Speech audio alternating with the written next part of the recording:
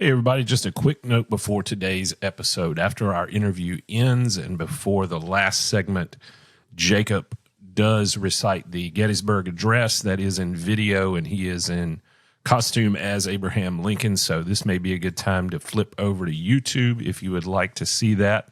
We'll also put a link to that video in our show notes, and we hope you enjoy it.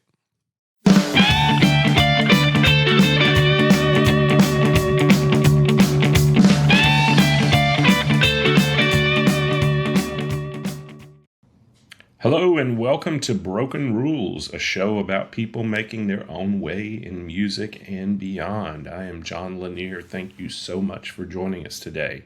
Today we got a great interview that really speaks to that and beyond part of what I just said.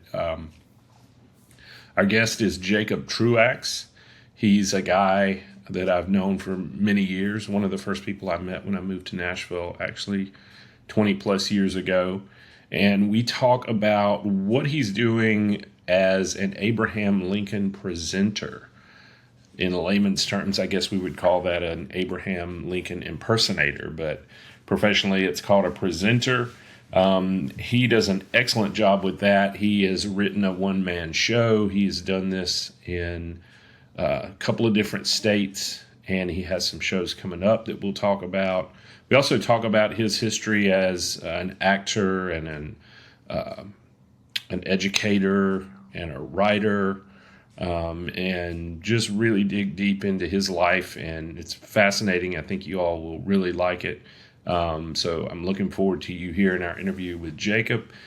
Today, I am working with a little bit of a new setup. I feel like I'm not quite settled into it yet. I had gotten some new equipment here, new desk, rearranged some things, and I'm still kind of dialing it in and trying to figure out where everything will be to make it just right. So hopefully this will look okay. I haven't gotten my lights completely dialed in yet, but I needed to go ahead and do this. So if you're watching it, hopefully it will come across pretty good, and we'll continue to dial that in and make it better. And things just keep moving along for the podcast here. I think this may be our 8th or 9th episode. We're going to do, 10 episodes in the first season. And then we're going to kind of regroup and see what we want to change and see what we want to keep the same and what we want to do. We already have some fantastic interviews and guests lined up for the second season. But we will probably be making some changes and tweaking a few things. So please continue to listen. If you haven't been able to listen to our previous episodes, please go back and do that. If you like what you hear, please tell a friend. That is the best way to help this podcast grow. We've been really surprised and pleased with our reach on this thing. We've had a lot of international listeners and a lot of listeners in places that we were not expecting, and just the numbers have been above and beyond what we would have expected just coming out of the gate with this thing. So we are committed to keeping on, and making things better. And like I said, we've got some really good guests lined up, and we may do a little bit of tweaking with the format and things. If you have a suggestion and you were dying to tell us about, send us a note. We're open to hearing from you. And if you like this, again, please share it and tell a friend. So hope you enjoyed today's episode with Jacob Truax. All right, Jacob Truax, thank you for being on Broken Rules with us today. You're welcome. It's a big pleasure to be on here. You are the first non-musical guest that we've had. And you're quite non-musical, if I recall. I am quite non-musical. I did my best to learn cello when I was in my 20s, and that was not a success. So, no, I am not musical. That was my only dalliance into that world that I tried. But you definitely have broken a lot of rules, and that is you're definitely a good fit for this. Just reading off some of the things that you are: a teacher, a writer, an actor, a farmer, a woodworker, and a world traveler. Those are correct. Anything I missed? The main thing I'm here to speak about The Abe Lincoln. Abraham Lincoln. That falls under acting, I think. I suppose so. You're also a wine connoisseur. I should put another W in there. Connoisseur, I don't know, but a wine drinker for sure. Well, let's talk about Abe Lincoln, because that's the thing. So Jacob has a one-man show that he wrote and put together. I should say put together. Well, I've seen the show. I don't remember. Is everything in that show stuff that was written by Lincoln, or is some of it a commentary, or I can't remember. I feel like most of it was stuff that he actually had said or wrote. I'd say about 90% of what's in my show, as you saw it in November, is Lincoln. There's so the show is anecdotes by Lincoln that he would have said, jokes that he would have told, stories he would have told, interwoven with the speeches and letters and things like that he had written. And so it's all firsthand Lincoln's writing, or secondhand things that people have said that Lincoln said. So, for example, any of his jokes or stories, he never wrote those down. They're secondhand information that we have from his biographers and from other sources.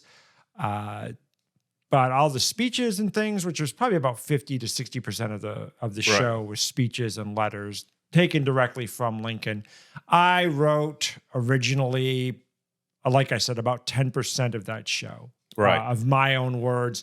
And those are sort of the glue that holds all those together, I remember like the transitional pieces. Yeah, there's a couple of asides that you mentioned in there, almost like breaking the wall or whatever, and then going back into it, if I remember correctly. How did you come up with the concept of what it turned out to be? I know you had the idea that you wanted to do the Lincoln thing, but then you put all that together yourself, right? That's correct. How long did that take, and what was your process? It took over a year. It took about a year and 2 months, a year and 3 months. The process was deciding to do it, committing to do it. Well, I didn't commit to do it after I decided to do it, but I started reading biographies and speeches and things like that. And so that was August of 2022. I started that journey of reading and researching, media consumption more than researching. Because I was all reading secondhand accounts, like all biographies and stuff like that, and a few of the actual speeches. And so I did that for the better part of that year, 2022 into 2023. I did not start memorizing anything until May of 2023. And then I had my first show in October of 2023. So a year and a couple of months, probably a year and maybe a little less than a year to do the full, like from concept to written script. I think I remember you telling me that you would be in your car and learning each of those segments. Yes, that's correct. So for the speeches, I picked out which speeches I wanted to do. As far as you had another question on there earlier that probably would be remiss if I did not address that at this point. What does the show look like, and how did I come up with that format for it? My original inspiration for doing this to begin with was a few shows that we watched at the Hermitage, we being my girlfriend Laura and I, watched at the Hermitage, where they had these interpreters of writers. There was a Charles Dickens interpreter, there was an Edgar Allan Poe interpreter, and a Washington Irving interpreter. And so they came in and gave biographical information as well as excerpts. Were they in character? They were in character. Okay. There was first-person narration, I guess. First-person presentation, what you'd say. They were presenting Charles Dickens, talking about his life, and sharing his works with the audience. I like that format. I asked Laura, I said to Laura, I'd really like to do something like that. I've been an actor my whole life and have never gotten paid for it. It's just been something that I've been very passionate about and enjoyed doing. And I said, that looks good. We teachers are always looking for some sort of side hustle. What can I do outside of teaching to make a little bit of extra money, or to do something and maybe to set up for after? They say always work for the job you want.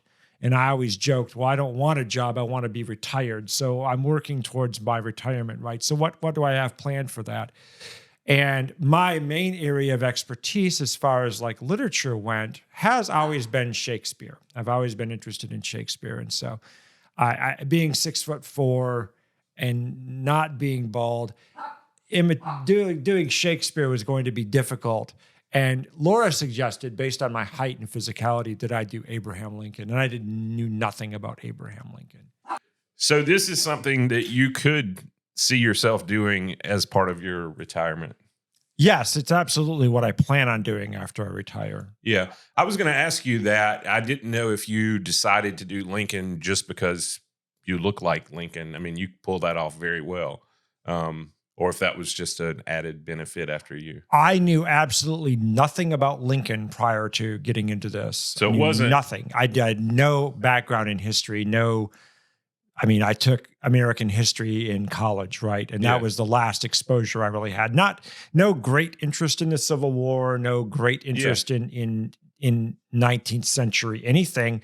Like I said, all of my exposure to literature has been primarily Renaissance literature. I've always been more interested in that era for reading, at least in English. In French, I do like 20th century a lot more than I like the older things. But I was more grounded in what I've learned and what I've studied in French history and in our cultural history. Can't say it's American history, but British English history of the 17th century, the 16th century has been more what I've been interested in. So no, I didn't have any particular interest in Lincoln. As someone who, like, one of my strong suits is memorization. Yeah.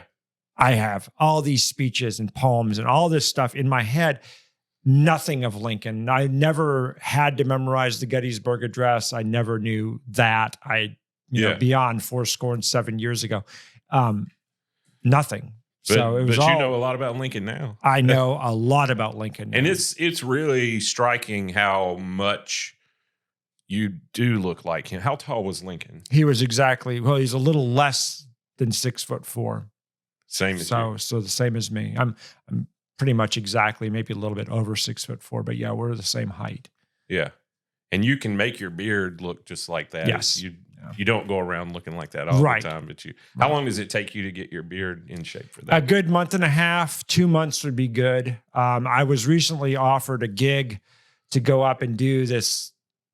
I was called Malachi Days or something like that. Abraham Lincoln's uncle was named Malachi, and in the town where he lived as an adult, they have a celebration every year. And so I was asked to go up and be Lincoln for that. And I said, I just shaved off my beard. I would love to do this, but I just shaved off my beard. So I've got stubble. It'll probably be okay by then, but just so you know that. And then he's like asked around, and finally he's like, I think your beard would work, but we chose somebody else. I was like, all right. So that's something you have to keep in mind. You can't just on the spur of the moment go do Lincoln. You got to know it's coming. Yes. And so after my show in November, I kept the beard up until May. Not full shaved for Lincoln, but I kept a beard up until May. And then when I did my final show that I was anticipating, I shaved it all off. And that's when I got the phone call from one of the other Lincoln presenters. He was going to be absent and wanted to see if I could step in. And it would have been great. I would have loved to have done that because that's what I want to do, right? So well, when's your next show? My next planned show that is actually on the books is November 2nd at the Oakland's Mansion in Murfreesboro. Okay. I will more than likely have a show in October in Harbor Beach, Michigan. I did one last year there. And she said that she wanted me to do that one there as well. The lady in charge of that particular theater/library wants me to do a show there, or did want me to do last year a show there. And so I anticipate doing that the month in October. Those are the two that are the one is definite, the other's more than likely. And then I have others that are in the works. That's cool. I was thinking about what if I were to be a president. So I started looking at all the presidents, pictures of all of them. I don't think I could. Maybe Andrew Jackson. I would say Andrew Because Jackson. he kind of had a similar hairstyle. Yes. Yeah. You might have to grow yours out a little bit more, but you'd do a good job as Andrew Jackson, I think. But how tall was he? I don't know. He was a tall man. Yeah. He was a tall man. I might have to put on some platform shoes or something. But when we were at so Laura and I went to a conference. They have an organization called the Association of Lincoln Presenters. And during my trip to Springfield last summer, it kind of is preparation for the role and learning more about Lincoln and just general curiosity. We went to Springfield. And while I was there, they were talking about how a couple of years ago, there had been a conference of Lincoln presenters in Springfield. And I said, there's a group? And they said, yes. It's like Elvis impersonators. So I looked into it, and it's a group of people who mostly Lincoln. I'd say about 60% Lincoln, 30% Mary, and then the other 10% other people. There's a John Brown impersonator in Washington. This is in Springfield, Illinois? No, they're interstate, but they did their conference in Springfield that year. And so I joined, and Laura joined, and we went to this conference. There's Lincolns in every shape and size. There's octogenarian Lincolns. There's, I'm the youngest Lincoln, I believe. Do you look most like Lincoln when you see all those other folks there, or are there some other people that are pretty close? There's some other really good people. I mean, I don't look dead on like Lincoln by any stretch of the imagination. No, but you can pull it off very well. When you shave your beard and put on the hat and wear the clothes, you're Lincoln, right? You don't have to be an exact copy. And nobody is. You look at everybody that's interpreted Lincoln, that's been an actor who's portrayed Lincoln in film or TV, and they look Lincoln adjacent, but they don't look exactly like Lincoln. And that's having not really studied him or known much about him before, and now jumping into the deep end on it. Do you feel like you identify with him in terms of, or do you feel? I don't know. What's your feeling on him as a leader? Going into it, I don't know if I'd say negative perceptions, but I know that there has been culturally over the past 30, 40 years, sort of a backlash of canceling these old presidents, these dead white men who represent sort of a theme that we're not really as comfortable with anymore. Yeah. And so we've tried to take down these people from their pedestals, right? And so I guess to a certain extent, I bought into that just because not knowing more, being ignorant of the facts or anything like that, and just kind of like bandwagoning and thinking, well, I guess so. So I didn't really have any feeling about him anymore, and I wasn't interested in studying presidents or politics or anything like that. But as I read, I identify he is a great person. He was right for the time. There's a lot to be admired in him. We call him Honest Abe, and he really was I really admire him in a lot of levels. There are some things that really my criticism with him would be the same thing as his biographers. His children were out of control. Like that's one thing that I know that he and I would not connect with, because I really, as a teacher, having children that are wild and rambunctious, then unfettered. That's just something I really dislike, when I run into that sort of children. So that's really I think the only major point of disagreement that I have with Lincoln. That's interesting. But he's somebody that I really admire now. Having studied him, I really appreciate what he had to say, what he brought to the table, his balance, his fairness. Yeah. One of the things that I really enjoyed about your show was there's a lot of funny parts in it. I mean, he had a pretty good sense of humor. It seems like very dry, and there was some of that was really that's one of the things that really stood out to me about it. Heavily criticized in his time for that. Yeah, heavily criticized by both sides of the politics. Yeah, there's an incident where he goes for a carriage ride and he's touring the battlefield, and then it's a carriage ride. They're riding all over the place. So they go to the battlefield, and on their way out, after Ward Hill Layman, who's his bodyguard and friend, played the guitar or some sort of instrument, and Lincoln requested some songs. And so Layman's playing these songs, and he plays like dirty songs and minstrel ballads and stuff like that later on. After but so the story goes out that Lincoln was looking at dead bodies and, goofing off with minstrel songs. And he didn't deny it. He never, because Lincoln would not. He's like, I'm not playing into that. They're going to say what they're going to say, whether or not I say anything. Right. I'm not going to deny or discredit these claims. I'm just not. So he never did. He never tried to stand up for himself and say, no, that was like it was hours after.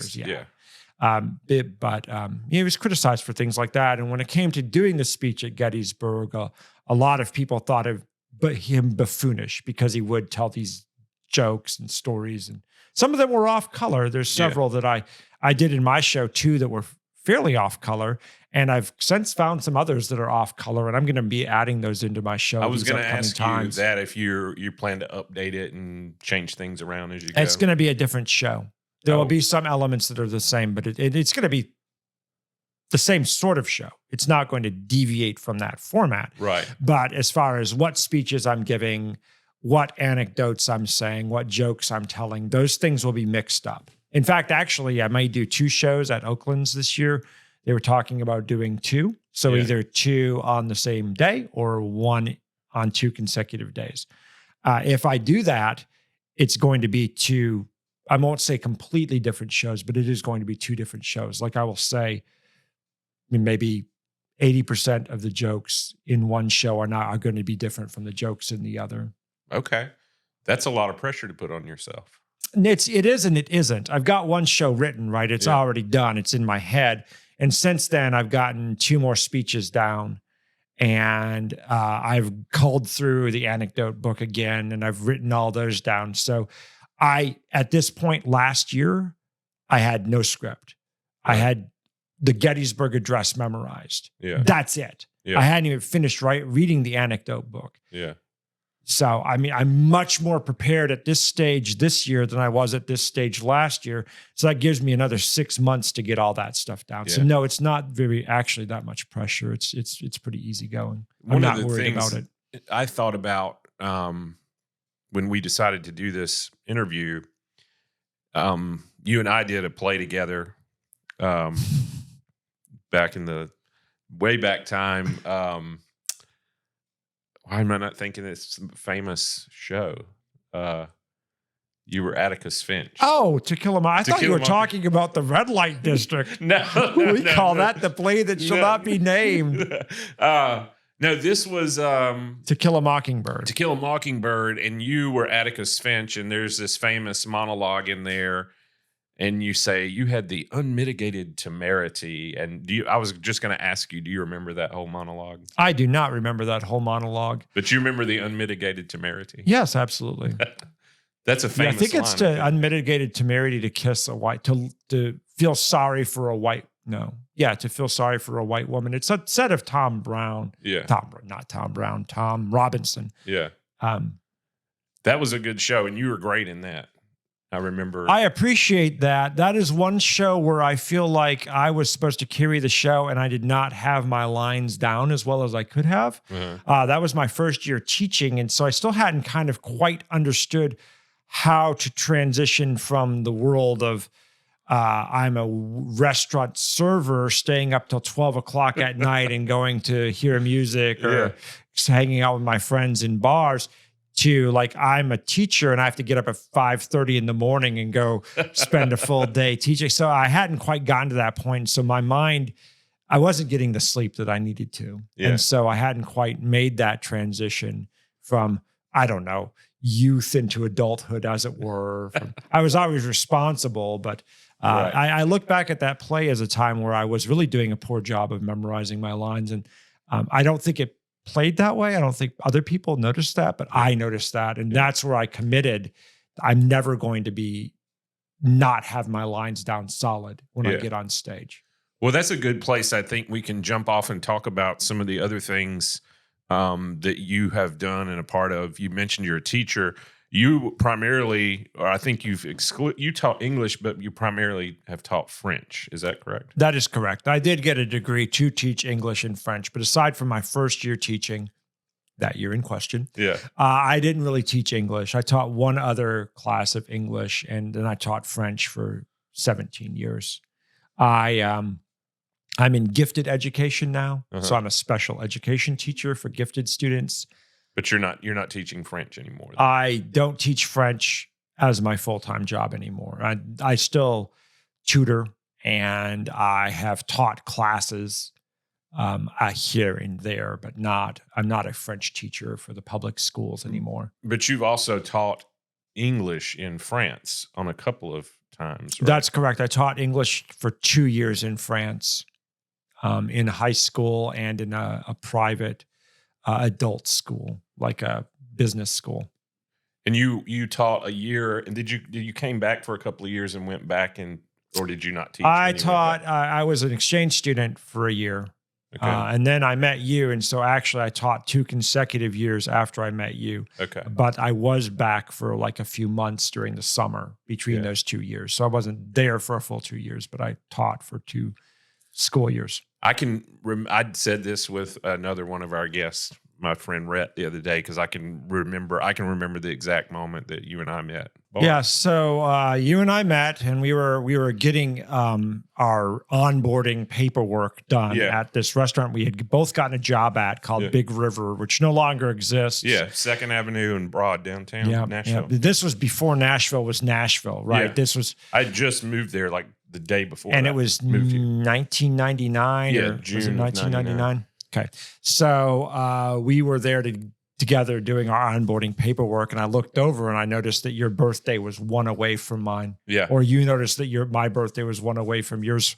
Well, at any rate, that was our commonality that led us. And oddly, I mean, I've worked in several restaurants, as have you, and there were a lot of people who came and went through that restaurant that I was very close with. And you're the one that has remained in my life for 25 years. Long time. 25 years. Yeah. Almost 25 years to the date. It may have actually been a little over 25 years, I think. Yeah. Because we probably would have started at the end of May or early June of that year. Yep. It has been a long time. So with the French, is that how did you decide that you wanted to teach French? Did you just take French in high school and fall in love with it, or how did that happen? Oh gosh, that's an interesting, and I've talked about that every year for 17 years while I taught French, and it's been a mystery even to myself. I had a passing interest in French as a child and didn't really know what French was, right? And we were going in and getting the option to take a foreign language, and there were 4 options. And I said, I would really like to take Italian. That wasn't one of the options. It was French, German, Latin, and Spanish. And I chose French. I had no real background in it other than, when we used to get those flyers for books, and I would get foreign language dictionaries. And the French one was one that I was very interested in. And so I got this little pocket French dictionary in like the 6th or 7th grade as part of the Scholastic reading program. And I would piece together things for characters, because I always wrote for characters to say, because I had a couple of stories where maybe I had a French person in them. Obviously, a very bad French, I'm sure. I would cringe to look at it today, but that was my interest in French. I didn't know much about it going into it. I did kind of like it my first year, liked it a little bit on my second year, enough to take it a third year. And then I was kind of like, I don't know, because it wasn't that well taught in the high school, the French 3 at any rate. And so I didn't take French 4, and I took it again in college, and I was still not getting it. Like, it wasn't clicking. But then there was an opportunity to go as a foreign exchange student. And I said, and I had to write an essay in French for the foreign exchange student thing. And I wrote it, and I'm sure it's awful. But one of my things was I had a friend at the time who was learning to be a pilot, and he had to spend all these hours practicing in the airplane in order to get his license. And I kind of described that in my essay and said, if I want to be a pilot, I have to learn to fly. And if I want to be a French speaker, I have to learn in the air flying, right? So was this sophomore year of college? I don't know when it was. It was 90.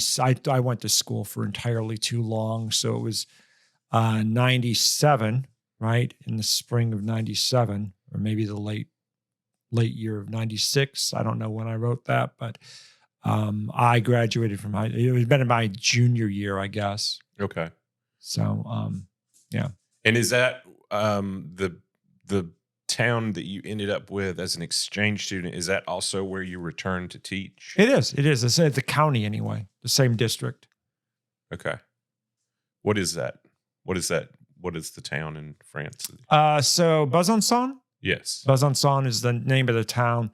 It's in Burgundy now, but back then it wasn't called Bourgogne. It was Franche-Comté. So now that those two, it's near the coast. No, those two provinces have been melded into one province. So it's Bourgogne-Franche-Comté. It's actually it's the eastern part over towards Switzerland. Okay. So Besançon is like 45 minutes from Switzerland.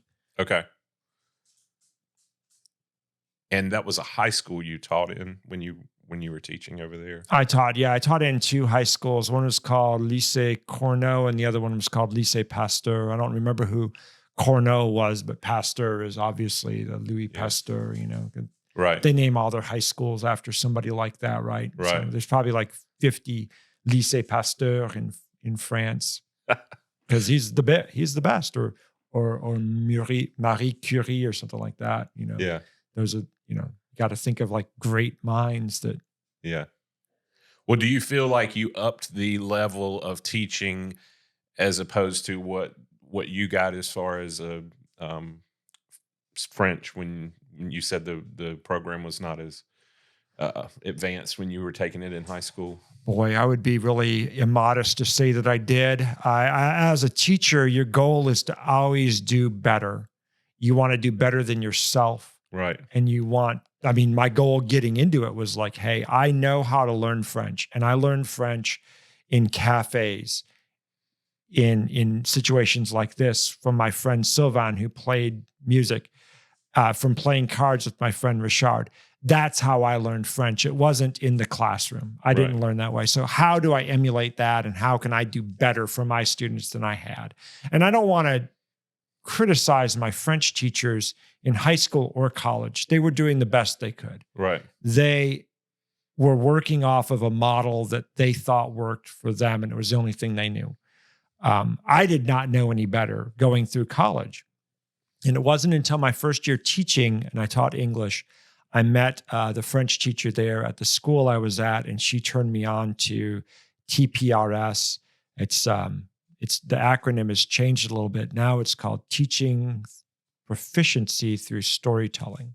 Mm. And so the acronym doesn't hold up. I think I missed something, but I'm not really sure. It's maybe reading and storytelling. Yeah. I don't know, but it's it used to be total physical response storytelling is the original, but then they changed it on me. But anyway, it was highly effective, and it seemed to be a panacea for foreign language instruction. And I'm not sure why it hasn't become the standard. I think, again, I don't want to seem immodest, but I think there are a lot of foreign language teachers that aren't really that good at their language, that they could actually pull it off. Right. I don't think that every foreign language teacher is bilingual. It's very difficult to be. I don't want to criticize anybody. And maybe they haven't had that immersion experience. And not everybody can go over and live for 3 years in a foreign country. Right. That's not within everybody's means. Right. And it's not necessary. I had a student teacher who was incredible at French, maybe even better than I was in some aspects, and she had never set foot in France. She had learned everything from the language labs, and that also is a testament to the changing technology. We didn't have YouTube or anything like that when I was. Nothing interactive. Well, you're a part of a group here in Nashville, the Alliance Française. Yeah, French Alliance. Yes. And that is not just about the language, right? That's just it's language French and culture. Yeah, food. It's a promotion of the language and culture. It's paid for or supported by the French consulate, by the French government, and so their goal is to promote French language and French culture. Are there French people that are part of that organization? Yes. Here in Nashville? Yes. Okay. Our president of the local chapter is Amélie de Gaulle. She's the great niece of Charles de Gaulle. Really? So she's not just French. She's actually very French, right? She's like an important person. Well, she's a great person. I won't say that she's not an important person, but she is related to one of the people that, like, if you don't know anything about France or French government, you know who Charles de Gaulle is, or at least you know that that's the airport, right? So right. Well, that's cool. Yeah, that's cool. You have been involved with that for a long time, and I've been to a couple of events there, and it seems like everybody there is really cool. It's a good event that we went to, the wine, the Beaujolais, thing. That's really cool. I don't remember now, but I learned at the time what the Beaujolais was, and then I just kept drinking the Beaujolais. Yes, as one does. As one does. That's the point of the festival. Yeah. You open the new bottles. It's even in France, it's really gimmicky, but it's something that we do, and I think it's pretty fun. Yeah, it is fun. So let's talk about acting a little bit. A lot of these things, I know you've been acting. You said a while ago your whole life. When did you? What was your first experience being on stage or being in a play? What was your first exposure to that? So my first exposure to theater was, we went to see, by we I mean my sixth grade class went to see a production of Midsummer Night's Dream at TPAC, Tennessee Performing Arts Center here in town. And I don't remember much about that, but I just have distinct, vivid recollections of the set pieces and how that visually looked. But I didn't remember anything about the play. Later on, we went to see Cats, also at TPAC, and that was kind of a pivotal moment for me. Like, that was the first time that I felt deeply affected by music. Oddly, because it's not an amazing revolutionary play or anything like that. It's just cats, right? I'm a cat, see me dance, see me sing. I'm another cat, see me dance, see me sing. But just when the actress sang Memory, when she hit the climax of that, I just was like, it was like being blown away. And I didn't say at that moment that's what I wanted to do. But later in high school, as I started getting exposed to some poetry and some Shakespeare and things like that, and I started memorizing and performing, I was like, I think I could be really good at this. We had already been doing Dungeons and Dragons, like my friends and I had been. And so that was kind of like my fledgling acting, right? We'd put on these characters and we'd pretend to be them over the tabletop. And it was basically just making up voices and saying things in character, or trying to be audacious and funny or whatever, or reacting to what our friends were saying. It's kind of like an improv exercise. But then, so in my first plays were, they all happened my senior year, and I don't know what order they happened in, but I was cast in the Renaissance Festival. So we have a Tennessee Renaissance Festival here. And back then they would and I think they still do, they would cast volunteers to get dressed up and go around and goof off with the patrons. Then I was cast in a high school play of Oklahoma. And I went and auditioned for a community theater play of The Foreigner at Murfreesboro Little Theater. And that all happened in the spring of 1993. And I don't know what order. Did you sing in Oklahoma? I did not. I did not. That role, I was actually not originally cast in Oklahoma because I don't sing very well. As we said, I don't do music really, unfortunately. But I did not sing very well in the auditions. I kind of blew them, and so I did not get cast. But the guy who did get cast as Allie Hackham in Oklahoma dropped out or was released or something like that, and I was asked to take that role, and it was a non-singing role. Now, the role of Allie Hackham does have one song, which is cut from the show, and I did not have to do it. And it was a really interesting experience. In fact, actually, one of our friends, I'm pointing out my girlfriend, Laura, and we saw her today. Her name's Kara Kemp, and she was in that show as my leading lady. Or I guess we were the second leads. We weren't the leads, but she and I were the love interests and the second leads. And so, those are I started those 3 shows, and I didn't do anything after that until I was in France. I don't know why. I probably dallied a little here or there. I remember being in a skit. It was like a date rape skit in college. Date rape skit. Yes, it was a date rape awareness week, and I was in a date rape skit. In college, and I did some kind of intro to theater. The way you said that, you're just like a date rape skit. Yeah, they happen. Skits, not date rape. I mean, you know what I mean. Well, I'm interested in knowing how you came to be so enamored with Shakespeare, because you are a Shakespeare expert as far as I'm concerned. Thank you for that. I appreciate the flattery. I would, again, find myself immodest to say that. I'd say that of all the things I know, French and Shakespeare are probably the top, right? I don't know that I'm the leading authority of Shakespeare in Tennessee or anything like that, but those are my 2 areas of expertise. Did that happen as a result of a teacher or something you learned in school, or was that something you found outside on your own? So the latter. I had really good teachers for English by and large, and my senior year English teacher, Becky Hofstetter, was especially inspirational to me. But that love of Shakespeare did not come from that experience. Going into my senior year of high school, I had started memorizing The Raven by Edgar Allan Poe as a junior. Right. And so I pretty much had that down pat going into my senior year. But I had not really had the exposure to Shakespeare that I needed. I had read Romeo and Juliet and hated it because I was a freshman and uninformed. And then I read Julius Caesar and hated it because I was a sophomore and uninformed. It's still not my favorite play either, but that's neither here nor there. And then as our summer reading, we had to read Macbeth. And my friend Scott, and you know Scott, and I got together and we read Macbeth in my I have an apartment behind where my parents live. That's where I would just hang out back in high school. And so we were in there reading Macbeth, and I kind of got into it. Like when Birnam Wood came to Dunsinane, I was like, oh yeah, okay, cool. I see where this is going. But it still wasn't like, this is awesome. But that senior year, Mel Gibson's Hamlet came out, and it was on HBO.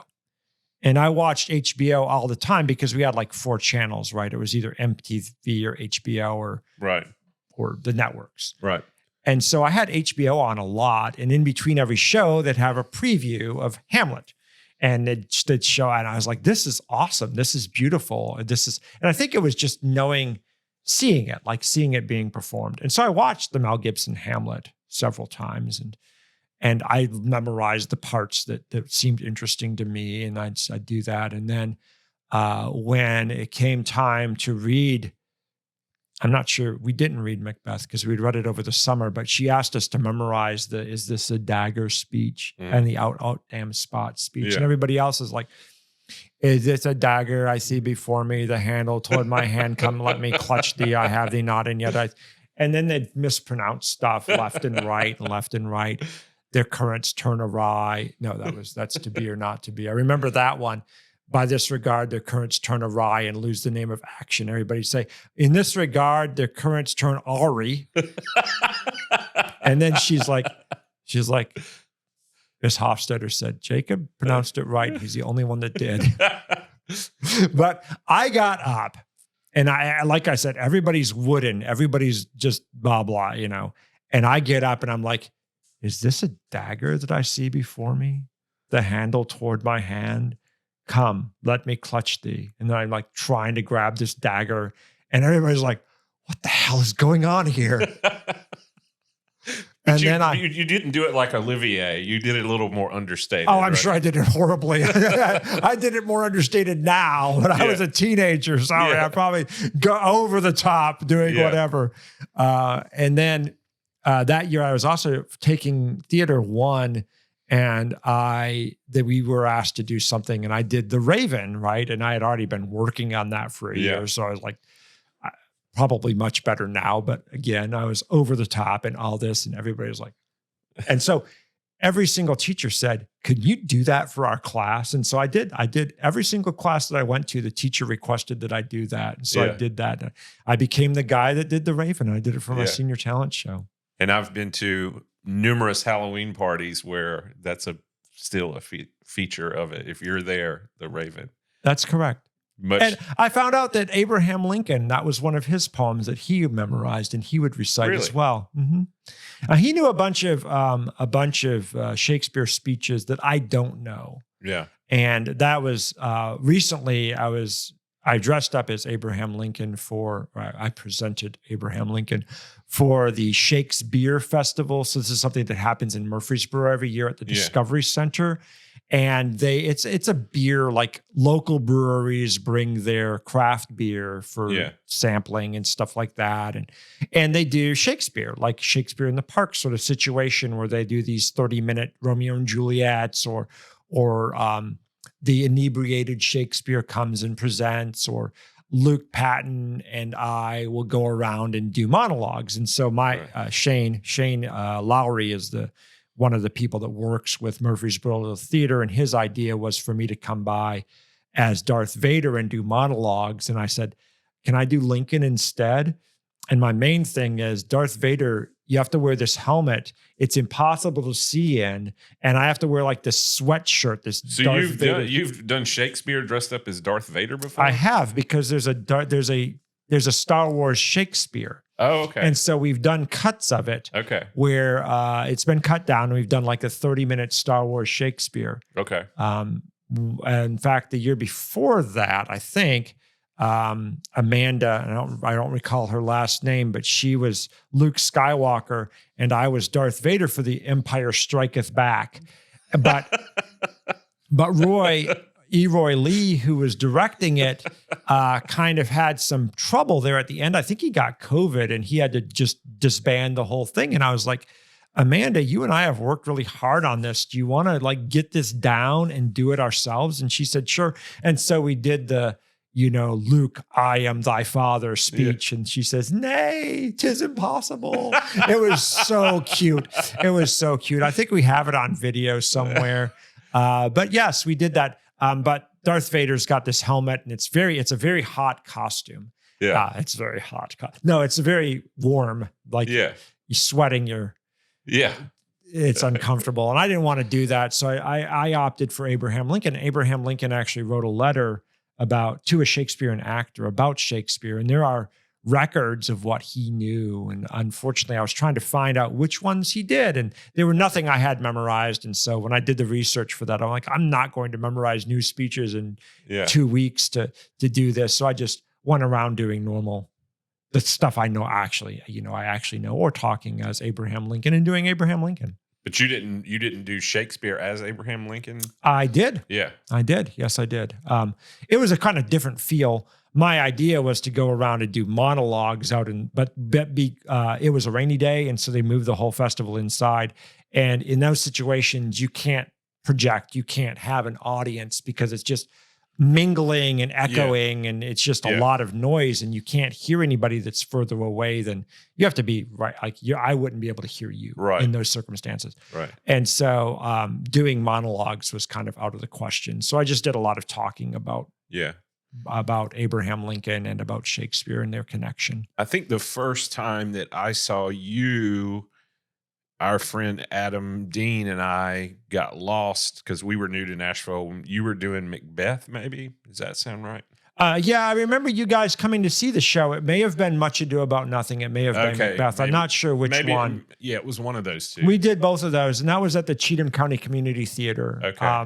The Much Ado About Nothing was in its premiere. It's its first ever performance for the Cheatham County community. And Shane Lowry, I mentioned him earlier. He's the one that originated that group. You've done Macbeth multiple times, right? I've done Macbeth twice. I was Macbeth in the first production we did as kids, like I was 24, 25.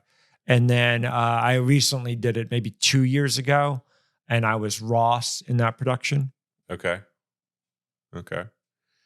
So how much Shakespeare do you have memorized? I'm not going to make you do it now, but I mean, how much, if like on demand, how many like monologues could you? Oh gosh, spit out? so I was going through them, what I could do in the car leading up to Shakespeare this year, and I was just amazed by how much I did know. Not to brag, I hate to sound like I'm bragging, but I did have quite a bit of material. I'd say an hour's worth, maybe Really? more, if I could just pull it out. Now it's all disconnected. There was a point in time where if you gave me a line from Macbeth from any place in the play, I could give you the next one, whether it was my line or not. Really?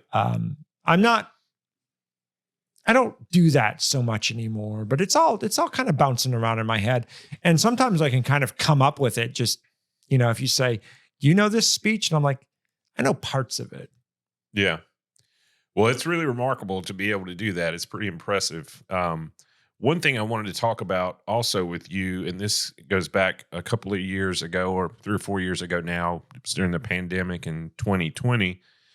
And you called me and you're like, I think I'm going to sell my house in Nashville and buy a farm out in Murfreesboro. And I said, that is a really dumb idea. You don't know anything about farming. And I thought it was just going to end there. But now you have a place in Murfreesboro. So let's talk about Free Thought Farm and how that happened and, all your animals and all of that stuff. I didn't want to farm. That wasn't my intent, I don't think, when I started looking for a house. Yeah. I had gone to I'd gone to an auction, and I was starting to, like I said, you work for your dream job. And one of my dream jobs prior to the one I have now, because actually I am working my dream job, but as a French teacher, that was good. It was good money. It was fun. It had its moments. It wasn't my dream job. That wasn't what I was like, this is what I want to do for the rest of my life. Right. So I would half joking say, well, what I really want is to be retired. And so I was working towards that. And the way I was working towards that, I had met this guy at a woodworking class. And he was a college professor who ran rental properties. And he said, I saw that I was never going to be rich as a professor, so I bought all this rental property, and now I am. And I was like, that's a great idea. And so I went to this auction thinking, like, if I buy this property, I could become the landlord and I could start making some money and work towards retirement or whatever. And so I was saving up money and working towards that goal. And one day I got an auction invite, and it was for this old house. And I went and looked at it because it looked like it was going to be neat. And it looked like just a bungalow from the outside, but you walk in and it looked like the interior of an antebellum mansion. And I used to live in an antebellum mansion for like 3 years when I was a child. And I always loved it. I loved that house. Like that house was my platonic idea of what a house should be. And so walking into this mansion and seeing it and seeing all these big rooms and wood and things like that and the staircase, I was like, this is where I want to be. And fortunately for everybody involved, I did not win that auction because I think it would have been a horrible idea. It would have been an albatross, and I would have really taken a horrible loss on that one. Yeah. But that did sort of spark this search. Like I was looking at my house in Antioch, and it was a basic 2002 house in the suburbs with vinyl siding and plaster walls. And I said, I either have to, redo the counters and make this place more interesting, or I have to cut and run. And also during COVID, as a woodworker, I had all this extra money. And because we were getting money from the government, and I was like, wow, I could buy a table saw. And so I bought this table saw and I put it in my shop, and I had no more room to do anything. And I said, well, maybe I could sell this place and have some land where I could build a shop. Right. And so that was kind of the goal. Yeah. More interesting house, and land where I could build a shop, because the house I was talking about was on 5 acres. And so it got me thinking. It was like, wow, this is enough space to put a shop on here. I could put it right there and I have a shop and this neat house and live kind of out in the country and be kind of cool. And so that's what I was looking for. And I went and looked at several houses, and this one came up. And so I went to look at it, and I hated it. And I said, I'm not going to do that. And then Laura got to talking to me, and she kind of convinced me that it would be whatever I wanted it to be. Yeah. I didn't have to be stuck with this house. I could change it. I could make improvements and things like that. And, the land offered this blank slate to do whatever I wanted to with. And I will not say I've been able to do everything I've wanted to, especially not build a shop. Yeah. But it's been a very unique opportunity, and it's been a chance for me to stretch my wings and do something different. Well, it came with a lot of animals. It came with a lot of animals. That was not on your plan. Was not on my plan either. So I know you have goats. What do you have out there? All right. I've had about 50 chickens. I don't know what's up right now because there's been a coyote. Yeah. And there are chickens missing, I'm sure. Yeah. But I have a lot of chickens, continue to have a lot of chickens. There's 5 babies right now. I have 9 donkeys. So 8 donkeys came with the farm and 1 was born. I have 3 goats. 2 came with the farm. 1 died. I got 2 more. I have turkeys. I have 2 turkeys. I have a duck. I don't think and I have 2 dogs, which I never liked dogs. You have 2 turkeys? I have 2 turkeys. Are they jive turkeys? Are they jive turkeys? What is that? It's an expression. Are they wild turkeys? No, there's wild turkeys there too. But the 2 that I have are domestic turkeys. And they look different. They're a different coloration than they're just than pets. Yep. They're not going to become Thanksgiving dinner. Not those 2 anyway. Yeah. And you have 2 dogs. I have 2 dogs. And they look after the chickens. They look after they look after the chickens. Are they good at that? The one is good they at that. keep the coyotes away. They keep the coyotes away from that area. Yeah. Where they are. The whole property isn't fenced in though, so they can't. They can't police. The chickens can go everywhere. They can't.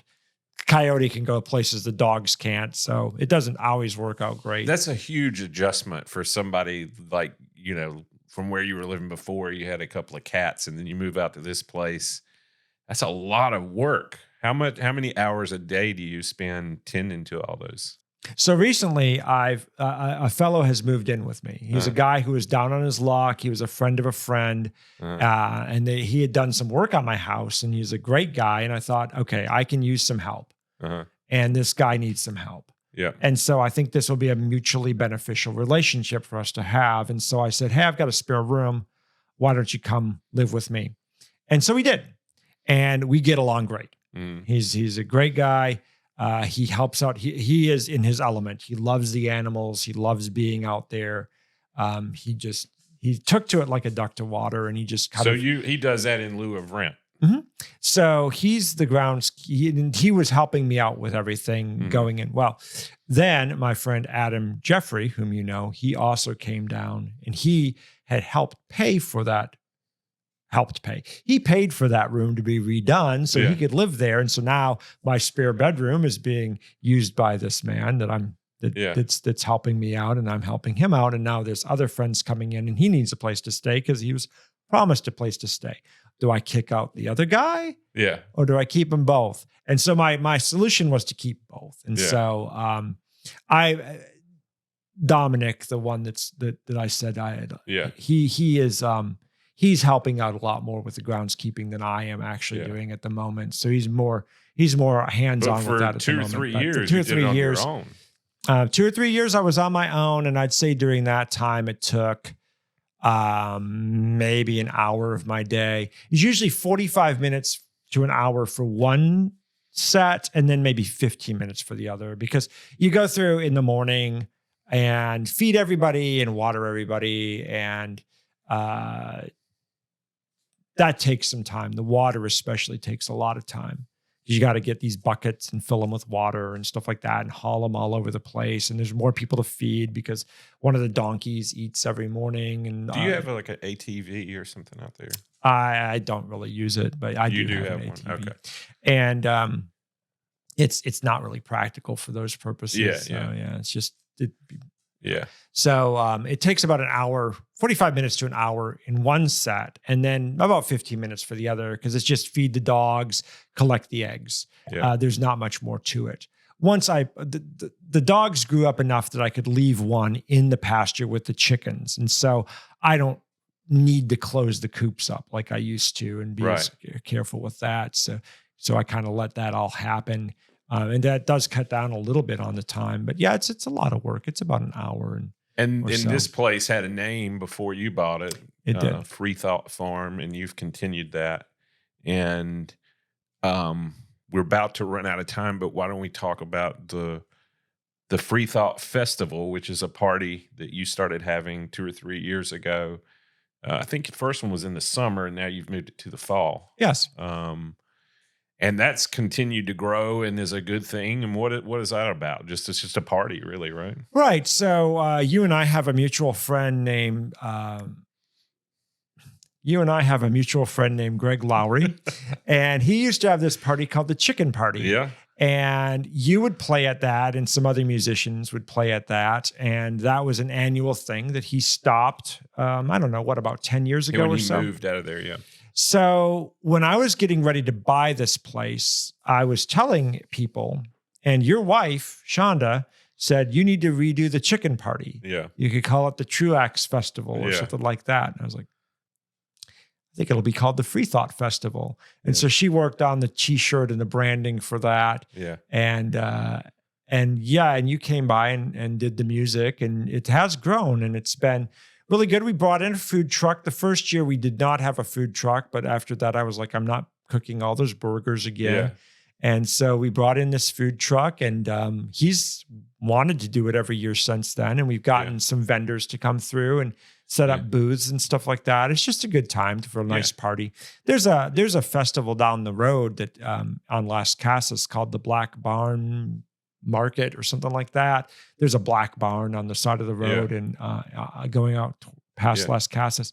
And there was huge. There was all these vendors selling crafts and things like that. And I said, this is not what I want to do. So I just want to have something more intimate and fun. Well, it's cool. We've got a date for that this year, and we always put, 2 or 3 bands playing. And I like the fact that you have that farm. I wouldn't want it. That's a lot of work, but I like the fact that I get to go out there a couple of times a year and enjoy it and hang out with all those animals. Everybody does. You know, everybody that comes out there says this is a little slice of paradise. And I'm like, well, it's a lot of work, but it's not bad. It's really, I really enjoy it. I think it brings me a lot of peace and interest. I was doing a class recently, a French class, and we were talking about places you go. And I was asking them, because one of the words that comes up is the park. And I say, do you go to the park? And these kids are like, yeah, I go to the park. I go for walks in the park or whatever. And I'm like, I don't go to the park anymore. Oh, I own a park. Yeah. And it really does feel that way. It's like, it's 8 acres. It's enough space to roam around and play Frisbee or anything else you might want for that. Yeah. People camp out there too at the party too sometimes. I wish they would. Nobody has. But you would allow that's it. That's an option for sure. Yeah. Okay. Yeah, I'm not going to do that, but somebody might enjoy that. Well, Jacob, thank you so much for being on here. This has been a lot of fun, and it's been really cool to have somebody that's a little bit different than the music folks that we normally have on here. And you're a fascinating person and a good friend, and I couldn't think of somebody else I'd rather sit and hang out with for an hour and 3 or 4 minutes or whatever it's been. I appreciate it. I'm very glad to be on here. I've listened to the other episodes that are out, and I think it's a really great thing you're doing here. Well, we're going to keep improving, hopefully. And when we post this, we'll put links to your website, the Lincoln Presenter website, and then we'll, can put the information about the show coming up in November. Right. So I'll send you my you can post links to my blog. which will tell you more about Free Thought Farm. And I also have a story of my journey to Lincoln and my journey to and exposure to Shakespeare. So there's a little bit of that too, as well as just the farm stuff, but it's primarily farm stuff. And my trip to Europe last 2 years ago. My Instagram, Truax.Jacob for the Lincoln updates, and then freethought_farm for the farm updates are also my social media. And there's a Free Thought Farm Facebook page as well. Okay. Well, we'll link all that stuff. And it's good to see you, man. Thank you for doing it. You're welcome. All right. We're out. 87 years ago, our fathers brought forth on this continent a new nation, conceived in liberty and dedicated to the proposition that all men are created equal. Now we are engaged in a great civil war, testing whether that nation, or any nation so conceived and so dedicated, can long endure. We are met on a great battlefield of that war. We have come to dedicate a portion of that field as a final resting place for those who gave their lives here that that nation might live. It is altogether fitting and proper that we should do this. But in a larger sense, we cannot dedicate, we cannot consecrate, we cannot hallow this ground. The brave men, living and dead, who struggled here have consecrated it far above our poor power to add or detract. The world will little note nor long remember what we say here, but it can never forget what they did here. It is for us, the living, rather, to be dedicated here to that unfinished work which they who struggled here have thus far so nobly advanced. It is for us, the living, to be here dedicated to the great task remaining before us, that from these honored dead we take increased devotion to the cause for which they gave the last full measure of devotion, that we here highly resolve that those dead shall not have died in vain, that this nation under God shall have a new birth of freedom, and that government of the people, by the people, for the people, shall not perish from the earth. All right, that was our interview with Jacob Truax. I hope you guys really enjoyed that, and I hope you'll come back and spend some time with us again. My name's John Lanier, and this show is produced and edited by Chris Ogle, and we hope to see you again real soon here on Broken Rules.